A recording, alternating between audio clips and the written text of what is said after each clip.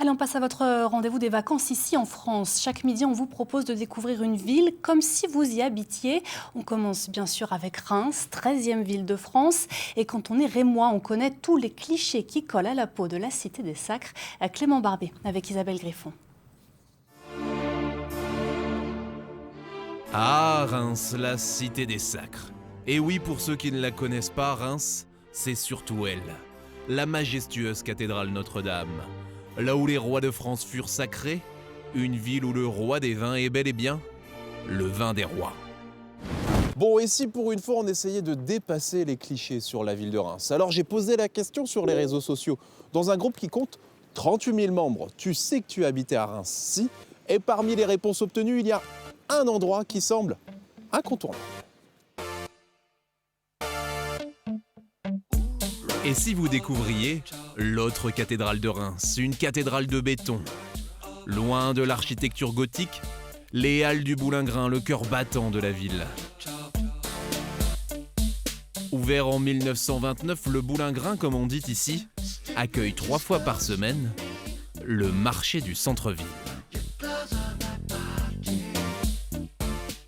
Le bâtiment, il est historique, il a toujours quasiment tout le monde l'a connu à Reims, parce qu'il est des années 30, donc ça fait vraiment partie, les Halles du Boulingrin, c'est Reims, quoi. C'est 100% rémois, oui.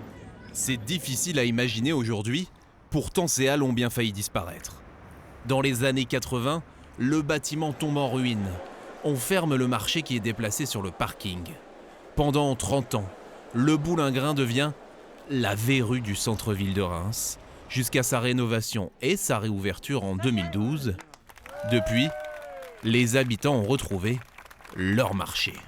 Qu'est-ce qui représente le marché du Boulingrin pour les Rémoises et les Rémois? La convivialité, le partage et en fait on aime se retrouver ensemble. C'est vraiment l'âme de Reims. Et même les néo-rémois sont séduits. On aime beaucoup. Oui, c'est très bon. On aime voir la nourriture. Et le champagne. Le marché se termine, je vous propose maintenant de découvrir une autre facette du patrimoine de Reims. Un symbole qui sillonne parfois les rues de la ville. Je vais prendre le bus maintenant. Le bus de la nostalgie, vous allez voir. Retour Bonjour messieurs! en 1989. Eh ben on y va? On y va, go! Cyril et son association se sont donné une mission. Préserver la mémoire des bus aux damiers jaunes et noirs, symbole des transports publics de Reims, jusqu'à l'arrivée du tramway en 2011. Ça veut dire quoi justement pour les Rémoises et les Rémois, ces petits quadrillages jaunes et noirs? Alors ça représente leur enfance, leur adolescence. Ce qu'ils ne savent pas beaucoup les Rémois, c'est ce que représente vraiment le pixel qu'il y a sur ce véhicule. En 1989, on gérait les autobus via l'informatique.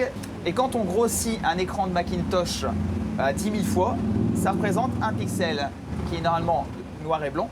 Et à la ture, on a ajouté le jaune pour faire ressortir le noir. Je pense qu'aujourd'hui, les Rémois se souviennent principalement que de ce bus par ses couleurs qui ont toujours marqué ont marqué les esprits d'une certaine façon à Reims. Il a encore des belles années devant lui ce bus. Ah, il a de très très belles années devant lui. Oui, il a encore une retraite bien méritée avec l'Astur encore. À bientôt. Au revoir, à bientôt. Allez, pour terminer cette escapade rémoise, je descends à quelques pas d'un lieu emblématique de Reims, la place d'Erlon. J'y retrouve Vincent, un amoureux du patrimoine. Alors on m'a dit qu'un vrai Rémois, il a forcément déjà bu un verre place d'Erlon. C'est vrai? Il a forcément un souvenir place d'Erlon. Sinon, c'est pas un Rémois. Et si l'on vous parle de cette place, c'est qu'elle possède un record dont les Rémois sont très fiers. Avec 401 mètres, c'est la plus longue place de France. Et Vincent va nous expliquer pourquoi. En fait, elle était dédiée à la culture. Mais pas à la culture au sens littérature, cinéma, etc. Mais à la culture, l'agriculture.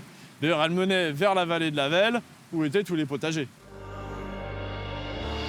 Paris réussi, on vous a parlé de Reims sans même évoquer les biscuits roses ou le champagne. À vous maintenant de venir la découvrir, avec ou sans cliché.